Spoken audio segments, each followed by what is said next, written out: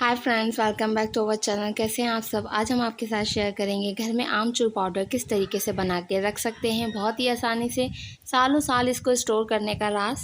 चलिए आज इसको हम एक्सप्लोर करते हैं। यहाँ हमने बिल्कुल बारीक से शेप का कटर लिया है और मैंगो हमने यहाँ पे 2 किलो आम ले लिए हैं, वो भी कच्चे। जितने कच्चे आम का आप बनाएंगे उतना अच्छा सा जो आपका आमचूर पाउडर है बहुत ज़्यादा अच्छा सा बनेगा। और इसके आपको बिल्कुल बारीक बारीक से स्लाइसेस कट करने हैं, तो इसलिए आप इसको बिल्कुल बारीक के ऊपर लेके जिसमें बिल्कुल बारीक सा आपका जो स्लाइस है मैंगो का कट हो। देखें इस तरीके से मैं आपको दिखा देती हूँ। इस तरीके से बिल्कुल बारीक बारीक से आपको जितने भी आपके मैंगोज़ हैं उसके स्लाइसेस कट करने हैं।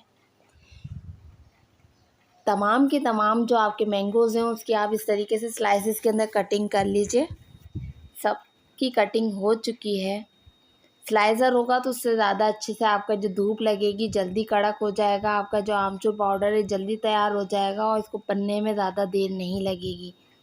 तो कोशिश कीजिएगा आपके पास जो भी स्लाइसर घर में मौजूद हो तो आप उसी की मदद से करेंगे तो आपके जो आमचूर पाउडर है एक जैसे भी बनेंगे, कटिंग भी एक जैसी होगी। अब इसको धूप लगा लेते हैं। 2 से 3 दिन की धूप लगने के बाद इसका कुछ हाल इस तरीके का है। मिक्सी के छोटे वाले जार के अंदर डाल के अब इसको चला लेंगे। इसका एक बिल्कुल बारीक सा पाउडर फॉर्म के अंदर इसको तैयार कर लेंगे।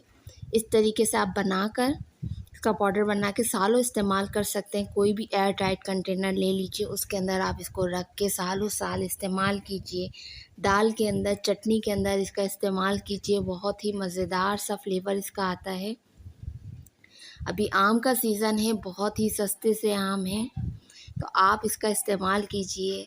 बाज़ार में 30 से 40 रुपए किलो में आराम से आपको आम मिल जाएंगे। इसका पाउडर बनाकर रख लीजिए, सालों साल इस्तेमाल कीजिए। ये बिल्कुल ख़राब नहीं होगा और इसका टेस्ट आपकी ज़बान से सालों नहीं जाने वाला है। तो रेसिपी बिल्कुल स्किप नहीं करनी है, फुल वॉच कीजिएगा। पसंद आए तो चैनल को लाइक, सब्सक्राइब, शेयर कीजिएगा। फिर मिलेंगे एक मज़ेदार सी रेसिपी के साथ। तब तक के लिए इजाज़त दीजिए। अल्लाह हाफ़िज़, बाय बाय, टेक केयर।